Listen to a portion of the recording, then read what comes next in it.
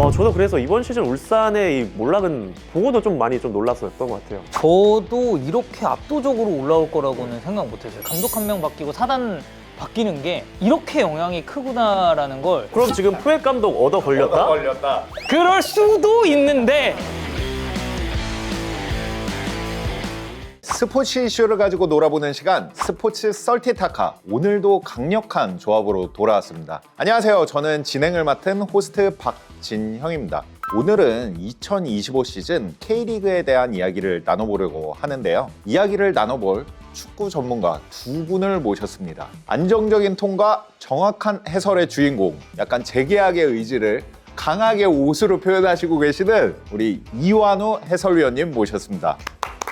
지난번에 이제 K리그 저희가 개막 전에 찍었던 그 컨텐츠 한번 나오고 나서 너무 재밌더라고요. 한 번 더 이제 그 의지를 불태워서 오늘 스포츠 토토 유니폼을 입고 오늘도 함께 했습니다. 불러주셔서 감사합니다. 네, 그리고 축구 팬이라면 다들 목소리 한 번쯤은 들어보셨을 분이죠. 우리 황덕연 위원님 다시 모셨습니다.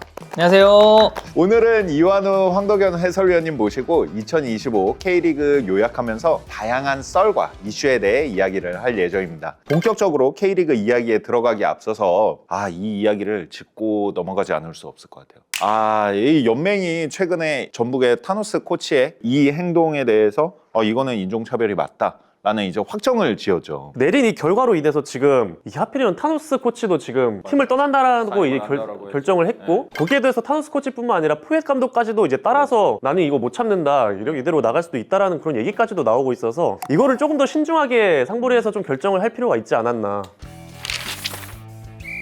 본격적으로 나눠볼 이야기는 이제 조기 우승을 확정한 전북 현대의 V10 신화와 승강 지옥까지 2025 시즌을 요약해드리려고 합니다. 올해 전북 현대가 이제 조기 우승을 확정지으면서 큰 별을 달았잖아요. 지난 시즌 끝나고는 굉장히 험불하셨단 말이죠. 지금 어깨가 바짝 올라가 계세요. 저도 사실 불안한 점이 좀 많긴 했죠. 전북이 최근 몇 년 동안 외국인 농사에 사실 굉장히 타율이 안 좋았어가지고 그런 부분을 좀 걱정을 했었는데, 다행히 올 시즌은 콤파니 뭐 너무 잘해줬고, 코리아컵을 또 사실 추마시가 결승을 보냈기 때문에 그 결정적인 득점으로. 그래서 올해는 전북이 그래도 외국인 선수들이 나름의 역할을 좀 해줬었던 시즌이고, 감독 한 명 바뀌고 사단 바뀌는 게 이렇게 영향이 크구나라는 걸 저는 거스포의 사단이 좀 잘 보여준 한 해가 아니었나. 사실 이번 시즌 전북은 뭐 외국인 선수뿐만 아니라 푸엣 감독이 좀 진짜 잘했던 것 중 하나가 강상윤의 적극 기용. 강상윤이 선발로 나온 그 시점부터 22경기 무패 행진, 17승 5무. 강상윤이라는 정말 대한민국에서도 앞으로 미래가 될 미드필더를 발굴해냈고, 그 부분에서 거의 이번 시즌 K리그 가장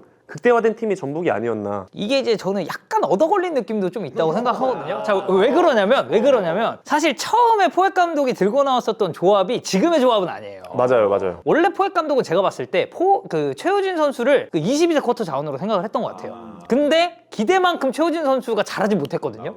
그럼 22세를 누구 쓰지? 강상윤이 있구나. 강상윤이 들어오고, 그리고 나서 이영재 선수가 부상을 당합니다. 맞아요. 그리고 그때 들어온 게 김진규예요. 강상윤, 김진규, 박진섭이라는 이 코어 라인이 완성이 됐거든요. 근데 써보니까 괜찮은 거야, 이게. 그럼 지금 푸엣 감독 얻어 걸렸다? 그럴 수도 있는데, 하지만 리스펙트는 한다. 이번 시즌 되게 재밌었던 게 우승팀을 제외하고 1부 리그 다른 팀들도 이제 최종 라운드까지 정말 치열했던 것 같아요. 순위 변화가 계속 있을 수 있을 정도의 이제 승점 차이가 다 있었기 때문에 정말 재밌었던 것 같은데 어떠셨나요? 마지막까지 진짜 순위 경쟁이 엄청 치열했어요. 1위 전북을 제외하고 2위부터 한 6위까지는 정말 다 비등비등했는데, 결정적으로 차이가 났던 순간이 결국에는 아시아 챔피언스 리그가 시작한 시점이었습니다. 그때 보면은 파이널 A에 이제 아시아 챔피언스 리그를 나가는 팀이 3팀이 있었는데, 확실히 이 체력적으로 부담이 있잖아요. 주중 경기 치르고 또 주말 경기를 해야 되니까 결국에는 그 3팀이 막판의 성적이 저조해지더라고요. 포항이 3승 2무 4패, 강원이 2승 5무 2패, 서울이 2승 3무 4패. 확실히 아시아 챔피언스 리그를 병행하면서 같이 운영을 한다라는 게 체력적으로도 그렇고 감독 입장에서도 여러모로 고민거리가 많다라는 게 이 결과로도 좀 증명이 됐었던 마지막 부분 아니었나. 팀 컬러가 제일 확실했었던 팀 중에 하나가 저는 강원이라고 봐요. 이 선수 빠지고 이 선수가 들어갔을 때 이 전체 게임 플랜을 이해를 하느냐 못하냐도 저는 중요하다고 보는데, 저는 그 부분에 있어서 강원 선수들은 꽤 괜찮았다고 봐요. 결국에는 이제 또 그 순위적으로 봤을 때 이제 뒤집는 상황까지 연출을 했으니까. 리그에서 2위 싸움은 별로 의미는 수는 없지만 사실 김천과 대전이라고 했을 때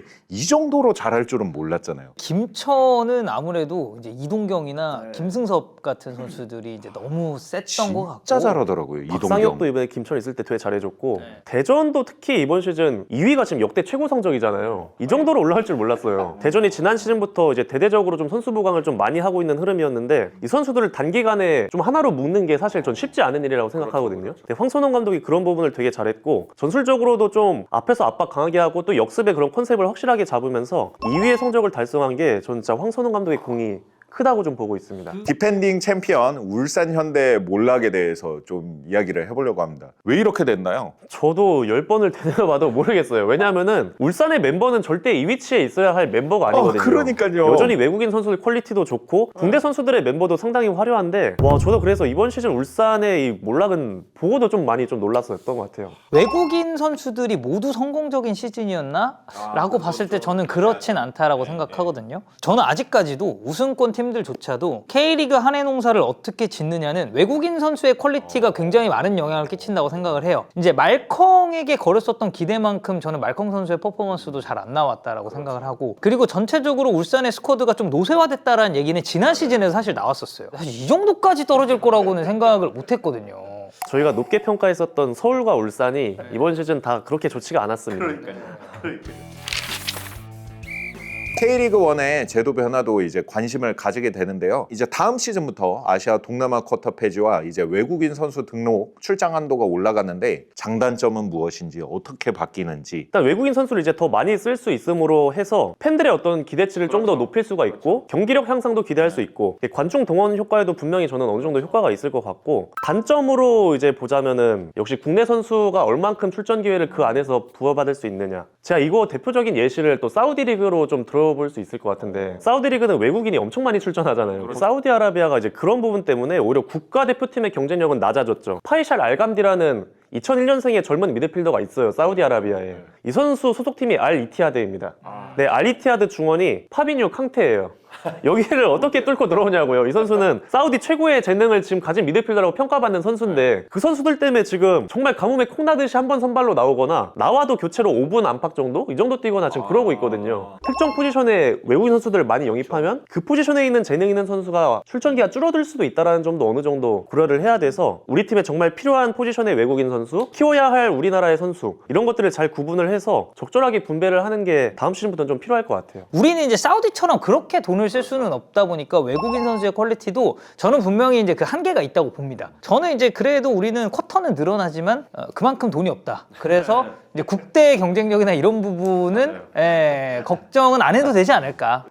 작년에 강등되었던 이제 인천 유나이티드가 올해 부활에 성공을 했죠. 예상하셨나요? 딱 인천과 수원 삼성이 2부 리그에 있다고 했을 때 수원 삼성의 다이렉트 승격에 되게 높은 분위기가 있었거든요. 근데 저는 그때도 딱 느꼈던 게 스쿼드 인천이 더 좋은 것 같은데 저는 이 생각을 했었어요. 왜냐하면 제르소가 그대로 있고 무고사가 있고 기존의 베테랑 같은 뭐 김도혁 같은 선수들도 있고 또 윤정환 감독이 워낙에 그 전에 강원에서 좋은 모습을 보여줬기 때문에 저는 인천이 좀 더 가능성이 높아 보이는데 라고는 생각을 했거든요. 근데 생각보다 압도적으로 좀 치고받고 할 줄 알았는데 좀 압도적으로 올라가서 그 부분이 저는 오히려 좀 더 놀라웠습니다. 저도 이렇게 압도적으로 올라올 거라고는 생각 못했어요. 저는 이것보다 수원이랑 훨씬 더 치열하게 경합을 할 거라고 봤는데 어떻게 보면 이제 인천의 가장 큰 대항마는 수원 삼성일 수밖에 없었는데 인천이 미끄러질 때 수원도 같이 미끄러졌었던 게 오히려 인천의 독주 체제를 더 굳히게 되는 결과를 좀 만들지 않았나. 그리고 이제 윤정환 감독 이 또다시 증명을 한 시즌이 됐죠. 마냥 성공적인 커리어만 썼던 건 아니거든요. 그러니까 윤정환 감독 온전히 개인의 힘으로만 이 인천이라는 팀을 과연 올릴 수 있을까? 물론 이제 거기도 좋은 코치진이 구성이 됐었겠지만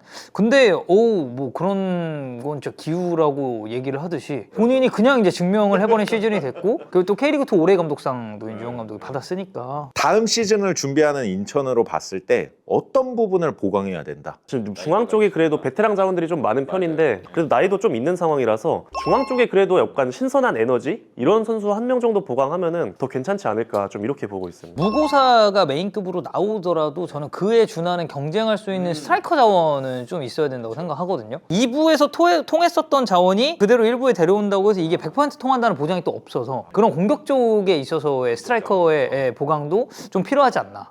반면에 와, FC 안양은 1부에 처음 입성하면서 이번 시즌 진짜 유의미한 인상을 남겼던 것 같아요. 저는 안양의 이번 시즌이 되게 박수받을 만한 시즌인 것 같아요. 되게 놀라운 경기력을 보여줬는데 일단 안양은 개막전부터 출발이 좋았습니다. 울산을 상대로 그것도 원정에서 이제 또 승리하는 모습이 보였어가지고 이번 시즌 안양 기대할 만은 하겠는데 했는데 이번 시즌 보면서 정말 안양 팬들은 되게 행복했던 한 시즌이었을 것 같아요. 저번에 이제 개막 전에 콘텐츠 촬영했을 때 K리그2 MVP 마테우스, K리그2 득점왕 모따, 왕년의 MVP 김보경, 또 신입생 토마스 이런 선수들이 조화를 이뤄주면 이번 시즌 기대할 만하다 했는데 진짜 다 잘해줬어요. 그 포인트들이. 그래도 묵묵히 자기 역할을 해준 선수 강지훈 선수를 저는 꼭 얘기를 하고 싶은 게 이제 안양이 좌우 풀백 윙백 라인이 좀 굳건하거든요. 김동진 선수, 이태희 선수 이렇게 있는데 강지훈 선수는 그래도 둘 중에 누가 부상이거나 컨디션이 안 좋거나 체력적으로 휴식이 필요할 때 항상 왼쪽이든 오른쪽이든 그 역할을 나와서 해줬던 선수인데 나올 때마다 되게 헌신적으로 열심히 뛰고 공격에서도 역할 잘해주고 수비 때도 정말 몸 날리면서 수비하고 이런 역할을 백업 멤버로서 너무 잘해줬어가지고 저는 이런 강지훈 선수 뒤에 있는 선수들의 활약도 꼭 한번 언급을 해드리고 싶습니다.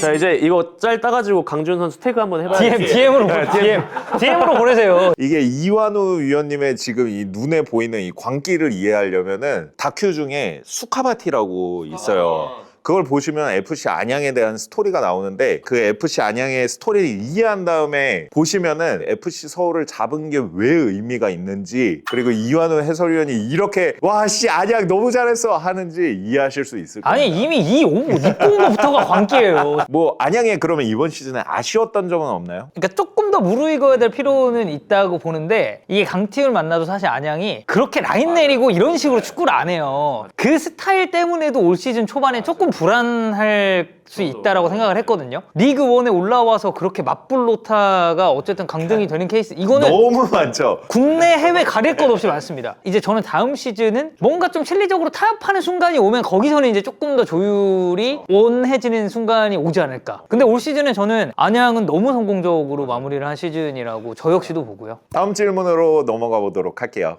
요번에 K리그2의 승강 플레이오프 출전권 싸움도 굉장히 치열했던 것 같은데 결국에는 부천이 올라갔어요. 플레이오프 결과 어떻게 예측하십니까? 부천과 이제 수원FC죠. 부천도 이제 K리그2에서 수비보단 공격으로 좀 승부를 봤던 팀이었던 것 같고 수원도 결국에는 이 공격력으로 좀 승부를 봤던 것 같거든요. 저는 결국에는 공격 쪽에서 어느 팀이 더 결정력을 잘 보여주느냐 여기서 좀 결과가 갈리지 않을까 싶습니다. 저는 그래서 수원FC 쪽이 조금 저도 더, 수원이 근데 외국인 선수에 대한 의존도는 좀 있어가지고 외국인 선수들이 풀리지 않았을 때 다른 누군가가 해주는 것도 이 플레이오프에서 분명히 좀 필요할 것 같기는 해요.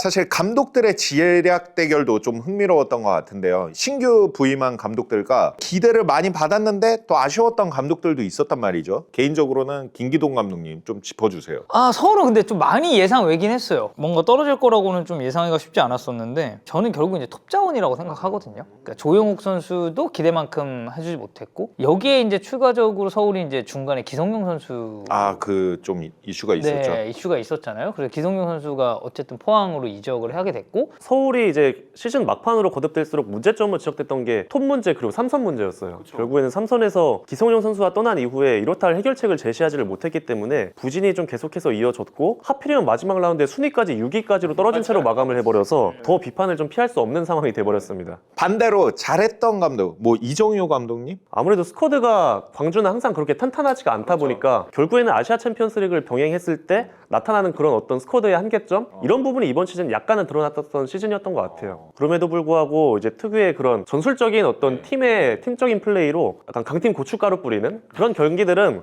종종 또 많이 만들어준 것 같기도 합니다. 코리아컵에서 설령 우승을 못한다고 하더라도 광주의 이번 시즌은 충분히 인상적인 시즌이었다라고 좀 보여지고 그러니까 이정효 감독을 필두로 한 광주의 팀 컬러는 지금 몇 년째를 거치면서 자리를 되게 공고하게 잡았잖아요. 이제 그 면이 저는 광주 입장에서는 가장 큰 무기라고 좀 생각을 하고 오늘 두 분이 이번 시즌 K리그를 깔끔하게 요약을 해주셨는데요. 아마 시청자분들 중에서 이런 썰들을 들으시고 내년에 K리그에 한번 베팅해볼까? 라고 생각하시는 분들도 있을 것 같아요. 그래서 저희가 준비했습니다. 합법적으로 스포츠 예측의 짜릿함을 즐기는 방법, 바로 스포츠 토토입니다. 스포츠 토토는 국내 유일한 합법 스포츠 베팅 게임입니다. 공식 인터넷 발매 사이트인 배트맨을 통해서 게임 구매와 다양한 경기 정보를 찾아볼 수 있습니다. 단, 모바일에서는 구매가 안 되고 PC 접속으로만 구매가 가능한 점 참고해 주시고요. 신규 가입자를 대상으로 벤머니 10,000원을 적립해주는 신규 가입 축하 이벤트, 그리고 선물을 증정하는 스포츠 토토 감사제도 진행 중이니까 관심 있는 분들은 얼른 가입하시면 상당히 좋을 것 같습니다. 오늘은 K리그를 마무리하며 다양한 썰들을 나눠봤습니다. 오늘 썰티타카 함께 해주신 우리 두 분 어떠셨나요? 다시 한번 또 K리그에 대해서 이런저런 얘기를 할 수 있어서 오늘도 역시 저는 되게 재밌었던 것 같습니다. 또 오랜만에 이렇게 또 얼굴 봐서 너무 좋았고, 또 K리그 얘기할 때가 저는 아무래도 국내 축구를 좀 좋아하다 보니까 K리그 얘기하는 거는 언제나 재밌는 일인 것 같습니다. 시청자 여러분도 오늘 저희가 나눈 이야기와 함께 하시면 다음 시즌 K리그도 재미있게 즐기실 수 있을 겁니다. 이번 시즌은 2편을 마지막으로 이제 스포츠 썰들이 마무리가 되었는데요. 다음 시즌 스포츠 썰티타카로 돌아오도록 하겠습니다. 감사합니다.